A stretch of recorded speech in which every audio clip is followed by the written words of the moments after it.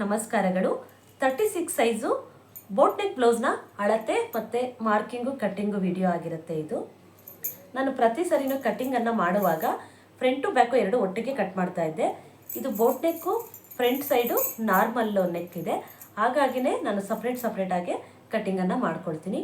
ನಾನು ಕಳೆದ ವಿಡಿಯೋದಲ್ಲಿ ಕೇಳಿದ್ದೆ 34 ಸೈಜು ಬೋಟ್ ನೆಕ್ ಬ್ಲೌಸ್ನ ಕಟ್ಟಿಂಗು ಮಾರ್ಕಿಂಗು ಅಳತೆ ತೊಗೊಳೋದು ವಿಡಿಯೋ ಏನಾದರೂ ಬೇಕಾ ಅಂತ. ಯಾರೂ ಕಮೆಂಟನ್ನು ಮಾಡಲಿಲ್ಲ, ಹಾಗಾಗಿ ಅದರದ್ದು ವಿಡಿಯೋ ನಾನು ಹಾಕಿಲ್ಲ. ಇವಾಗ 36 ಸೈಜು ತೋರಿಸ್ತಾ ಇದ್ದೀನಿ. ಇಲ್ಲಿ ಕರೆಕ್ಟಾಗಿ ಬರಬೇಕು, ಆ ಥರ ಒಂದು ಲೈನ್ ಹಾಕ್ಕೊಂಡು ಇದನ್ನು ಕಟ್ ಮಾಡ್ಕೊಳ್ಳಿ. ಇವಾಗ ಅಳತೆನ ಯಾವ ರೀತಿ ತೊಗೊಳೋದು ಅಂತ ತಿಳಿಸ್ತೀನಿ. ನೀಟಾಗಿ ಐರನ್ನ ಮಾಡಿಕೊಂಡು ಬ್ಲೌಸನ್ನು ತಗೊಳ್ಳಿ. ಅಳತೆ ಬ್ಲೌಸಿನ ಉದ್ದ 13.5 ಇಂಚು ಉದ್ದ ಇದೆ. ಬ್ಲೌಸಿನ ಉದ್ದ 13 ಇದೆ. ಈ ಆರ್ಮೋಲ್ ರೌಂಡು ತಗೊಳ್ಳೋಣ.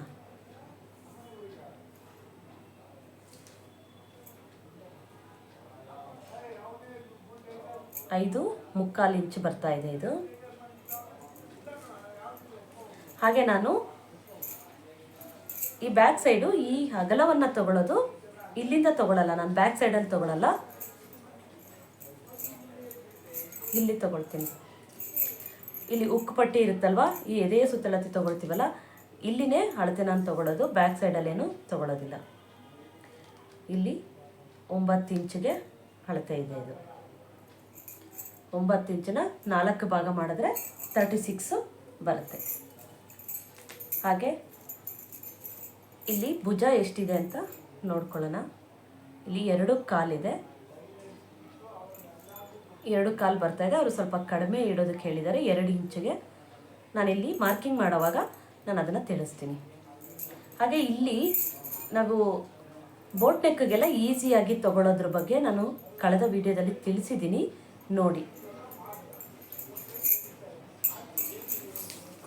ಈಗ ಬ್ಲೌಸಿನ ಉದ್ದ 13.5 ಇತ್ತಲ್ಲ, 1 ಇಂಚು ಎಕ್ಸ್ಟ್ರಾನ ತಗೊಳ್ತಾ ಇದ್ದೀನಿ. 14.5 ಇಂಚು ಉದ್ದನ ತಗೊಂಡು ಒಂದು ಸ್ಕೇಲ್ ಇಟ್ಟು ಈ ರೀತಿ ಮಾರ್ಕನ್ನು ಫಸ್ಟು ಮಾಡ್ಕೊಂಡು ಬಿಡಬೇಕು.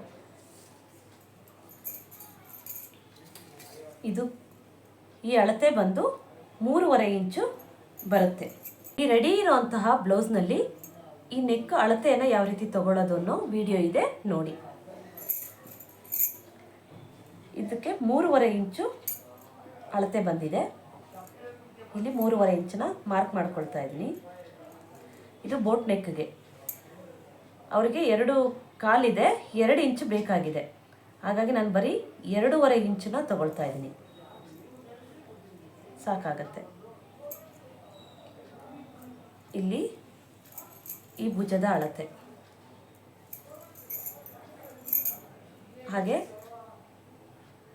ಆರ್ಮೋಲ್ ರೌಂಡು, ಈ ಕಂಕಳ ಸೈಡು 5.25. ಇವಾಗ ಇಲ್ಲಿ ಎಷ್ಟು ಬಂದಿದೆ ನೋಡಿ, 6 ಕಾಲು ಬರ್ತಾ ಇದೆ. ನಾವಿಲ್ಲಿ ಈ 6 ಕಾಲನ್ನು ಇಲ್ಲಿ ಒಂದು ಮಾರ್ಕನ್ನು ಮಾಡ್ಕೊಳ್ಬೇಕು. ಈಗ ಹೊಸದಾಗಿ ಟೈಲರಿಗೆ ಕಲಿಯೋ ಅಂಥವ್ರಿಗೆ ಈ ಥರ ಮಾಡಿಕೊಂಡ್ರೆ ನಿಮಗೆ ಕರೆಕ್ಟಾಗಿ ಅಳತೆ ಬರುತ್ತೆ. ಈ ರೀತಿ ಮಾಡ್ಕೊಳ್ಳಿ. ಇವಾಗ ಇಲ್ಲಿಂದ ಒಂದು ಲೈನನ್ನು ಹಾಕ್ಕೊಳ್ಳಿ. ಯಾಕೆ ಅಂದರೆ ಇಲ್ಲಿ ಸ್ಕೇಲ್ ಇಟ್ಟು ನೀವು ಈ ರೀತಿ ಮಾರ್ಕ್ ಮಾಡೋ ಟೈಮಲ್ಲಿ ಹಿಂದೆ ಮುಂದೆ ಆಯಿತು ಅಂದ್ರೂ ಬ್ಲೌಸ್ಗಳು ಹಾಳಾಗುತ್ತೆ. ಹಾಗಾಗಿ ನಾನು ಇಲ್ಲಿ ತಿಳಿಸ್ತಾ ಇರೋದು, ಇಲ್ಲಿ ಏನು ಬಂದಿರುತ್ತೋ ಅದನ್ನು ಇಲ್ಲಿಟ್ಟು ಮಾರ್ಕ್ ಮಾಡಿಕೊಂಡು ಇಲ್ಲಿ ಮೇಲಿಂದ ಒಂದು ಲೈನ್ ಹಾಕ್ಕೊಳ್ಳಿ. ಹಾಗೆ ಇಲ್ಲಿ ಕೂಡ ಅಷ್ಟೇ 5.25. ಈ ರೀತಿ ಹೊಸದಾಗಿ ಕಲಿಯೋರಿಗೆ ಇದೆಲ್ಲ ಈಸಿ ಆಗಲಿ ಅನ್ನೋದಕ್ಕೋಸ್ಕರ ನಾನು ಈ ಥರ ತಿಳಿಸ್ಕೊಡ್ತಾ ಇರೋದು. ಮಾರ್ಕನ್ನು ಮಾಡ್ಕೊಳ್ಳಿ.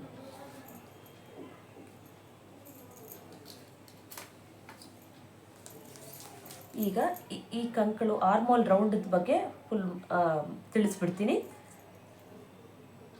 ಇಲ್ಲಿ ಬ್ಯಾಕ್ ಸೈಡ್ಗೆ 1.25 ಇಂಚಿಗೆ ಸಾಕಾಗುತ್ತೆ ಈ ಅಳತೆಗೆ. ಇಲ್ಲಿ 2.5ಗೆ ಮಾರ್ಕ್ ಮಾಡ್ಕೊಳ್ಳಿ. ಮಾರ್ಕ್ ಮಾಡಿಕೊಂಡು ಈ ಶೇಪನ್ನು ಕೊಟ್ಕೊಂಡ್ಬಿಡಿ.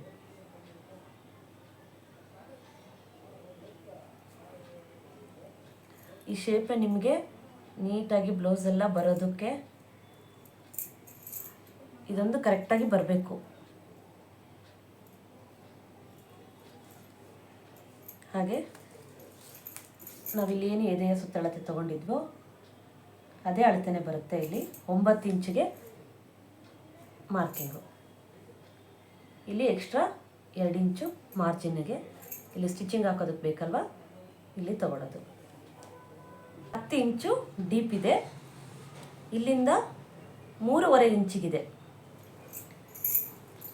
ಇವಾಗ ಇಲ್ಲಿ 3.5 ಇಂಚಿಗೆ ಒಂದು ಮಾರ್ಕನ್ನು ಮಾಡ್ಕೊಳ್ತೀನಿ.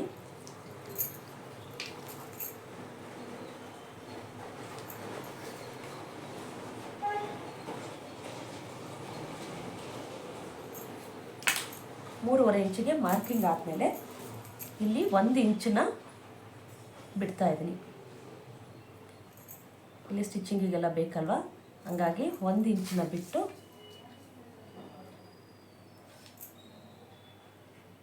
ಮಾರ್ಕನ್ನ ಮಾಡ್ಕೊಳ್ತಾ ಇದ್ದೀನಿ. ಟೋಟಲ್ ಇವಾಗ 10 ಇಂಚ್ ಇತ್ತಲ್ವ, ಅದನ್ನು ತಗೊಳ್ಳೋಣ. ಈಗ ಇಲ್ಲಿ 10 ಇಂಚಿಗೆ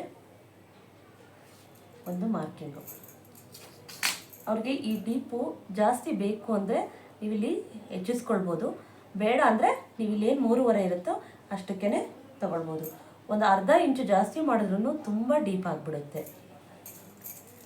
ಇಲ್ಲಿ 3.5 ಇಂಚಿಗೆ ನಾನಿಲ್ಲಿ ಮಾರ್ಕನ್ನು ಮಾಡ್ಕೊಳ್ತಾ ಇದ್ದೀನಿ.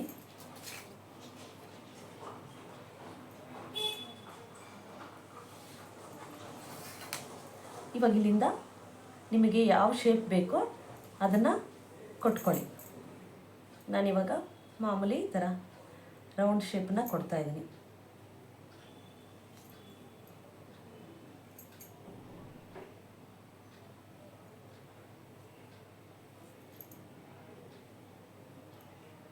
ಇದು ಜಾಸ್ತಿ ಡೀಪ್ ಕೇಳಿಲ್ಲ, ಹಾಗಾಗಿ ನಾರ್ಮಲಾಗೆ ನಾನು ಮಾಡ್ತಾಯಿದ್ದೀನಿ. ಈ ಥರ ಕೊಟ್ಕೊಳ್ಳಿ. ಇವಾಗ ಇಲ್ಲಿ ಸೊಂಟದ ಸುತ್ತಳತೆನ ತಗೊಳ್ಳೋಣ. ನೀಟಾಗಿ ಬ್ಲೌಸು ಮತ್ತು ಟೇಪ್ ಎಲ್ಲೂ ಲೂಸ್ ಮಾಡದೇ ಇರೋ ಹಾಗೆ ಈ ರೀತಿ ನಿಧಾನವಾಗಿ ತಗೊಂಡು ನೋಡಿ, ಇದು 33 ಇಂಚು ಬರ್ತಾ ಇದೆ. ಇದನ್ನು 4 ಭಾಗನ ಮಾಡಬೇಕು. 33 ಇಂಚನ್ನು ಈ ರೀತಿ 4 ಭಾಗ ಮಾಡಿದ್ರೆ 8.5 ಬಂದಿದೆ. ಇಲ್ಲಿ 8.5 ಇಡ್ತಾ ಇದ್ದೀನಿ. ಹಾಗೆ 2 ಇಂಚು ಮಾರ್ಜಿನ್ಗೆ, ಹಾಗೆ 1 ಇಂಚು ಡಾಟ್ಸ್ಗೆ. ಇಲ್ಲಿ ಡಾಟ್ ಹಿಡಿತೀವಲ್ವ, ಅದಕ್ಕೆ 1 ಇಂಚು ಎಕ್ಸ್ಟ್ರಾ, ಹಾಗಾಗಿ 3 ಇಂಚು ನಾನು ತಗೊಳ್ತಾ ಇದ್ದೀನಿ. ಹೀಗೆ ಒಂದು ಲೈನನ್ನು ಹಾಕ್ಕೊಳ್ಳಿ.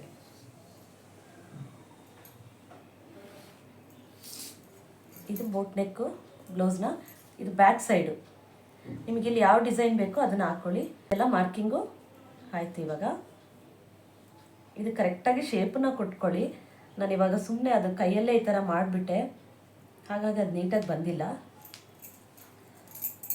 ಇಲ್ಲಿ ಒಂದು 3/4 ಇಂಚಿಗೆ ಸಾಕು, ಜಾಸ್ತಿ ಬೇಡ. 1/4 ಇಂಚಿಗೆ ಈ ರೀತಿ ಒಂದು ಮಾರ್ಕ್ ಮಾಡಿಕೊಂಡು ಈ ಶೇಪನ್ನು ಕೊಟ್ಕೊಳ್ಳಿ. ಈ ರೀತಿ ಈ ಥರ ಶೇಪನ್ನು ಕೊಟ್ಕೊಳ್ಳಿ. ಇದಿಷ್ಟೇ ಬೋಟ್ ನೆಕ್ಕು, ಮಾರ್ಕಿಂಗು, ಮತ್ತು ಈಗ ಕಟ್ಟಿಂಗನ್ನು ಮಾಡೋದು ತೋರಿಸ್ತೇನೆ. ನಿಮಗೆ ಯಾವ ಶೇಪ್ ಬೇಕೋ ಅದನ್ನು ನೀವು ಮಾಡ್ಕೊಳ್ಬೋದು.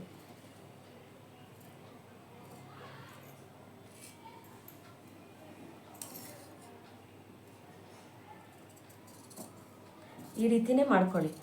ಇದೆಲ್ಲ ಹೊಸದಾಗಿ ಟೈಲರಿಂಗ್ ಕಲಿಯೋವಂಥವ್ರಿಗೆ ನಾನು ತಿಳಿಸ್ತಾ ಇರೋದು. ನೀವು ಇಲ್ಲಿಂದ ಹಿಂಗೆ ಬರೋಕ್ಕಾಗಲ್ಲ, ಈ ಥರನೇ ಹೋಗಿ, ಆವಾಗ ನಿಮಗೆ ಈಸಿಯಾಗಿ ಬರುತ್ತೆ. ಇಲ್ಲಿ ಅರ್ಧ ಮಾಡ್ಕೊಳ್ಳಿ, ಮತ್ತು ಈ ಕಡೆಯಿಂದ ಅರ್ಧ ಮಾಡ್ಕೊಳ್ಳಿ, ಆವಾಗ ಕರೆಕ್ಟಾಗಿ ಬರುತ್ತೆ. ಈ ರೀತಿ ಬರಬೇಕು.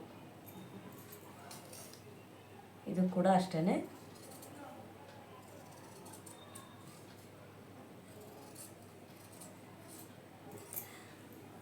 ಇದು ಯಾರಿಗೆಲ್ಲ ಅರ್ಥ ಆಯಿತು ನನಗೆ ತಿಳಿಸ್ಕೊಡಿ. ಈ ಮಾರ್ಕಿಂಗು ಮತ್ತು ಕಟ್ಟಿಂಗ್ ಮಾಡ್ಕೊಳ್ಳೋದು ನಿಮಗೆ ಅರ್ಥ ಆಗಿದ್ದರೆ ಒಂದು ಕಮೆಂಟನ್ನು ಮಾಡಿ ತಿಳಿಸಿ. ನನಗೂ ನೆಕ್ಸ್ಟ್ ವೀಡಿಯೋಗಳಲ್ಲಿ ಯಾವ ರೀತಿ ಹೇಳ್ಬೇಕು ಅನ್ನೋದು ಗೊತ್ತಾಗುತ್ತೆ. ಅದಕ್ಕೋಸ್ಕರನೇ ನಾನು ನಿಮ್ಮನ್ನು ಕೇಳ್ಕೊಳ್ಳೋದು. ನನ್ನ ಮಗ MBA ಮಾಡೋದಕ್ಕೆ ಔಟ್ ಆಫ್ ಕಂಟ್ರಿ ಹೋಗಬೇಕು ಅಂತ ಪ್ಲ್ಯಾನ್ ಮಾಡ್ತಾ ಇದ್ದಾನೆ. ಪ್ರೋಸೆಸ್ ಅಂತೂ ತುಂಬಾ ಕಷ್ಟ. ಆ ಕಡೆಯವ್ರು ಯಾರೂ ಗೊತ್ತಿಲ್ಲದೇ ನಾವು ಇಲ್ಲಿಂದ ಪ್ಲ್ಯಾನ್ ಮಾಡೋದು ತುಂಬಾ ಕಷ್ಟ ಆಗುತ್ತೆ. ನೆಕ್ಸ್ಟ್ ವೀಡಿಯೋಗಳಲ್ಲಿ ಇದ್ರ ಬಗ್ಗೆ ತಿಳಿಸ್ಲಾ ಬೇಡವಾ ನೀವೇ ಕಮೆಂಟ್ ಮಾಡಿ. ಮುಂಚೆಯಿಂದನೇ ನಾವು ಪ್ಲ್ಯಾನ್ ಮಾಡಿದರೆ ಇಷ್ಟೊಂದು ಕಷ್ಟ ಆಗ್ತಿರ್ಲಿಲ್ಲ.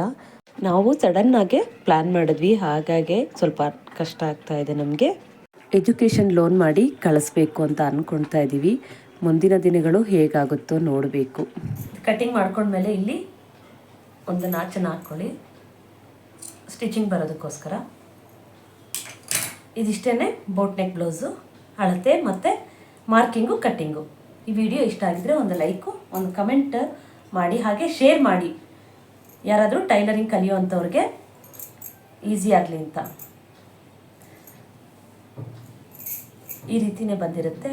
ಅವ್ರಿಗೆ ಡೀಪು ಜಾಸ್ತಿ ಬೇಡ ಅಂತ ಹೇಳಿದ್ದಾರೆ, ಹಾಗಾಗಿ ನಾನು ಇಷ್ಟನ್ನೇ ಮಾಡಿದ್ದೀನಿ.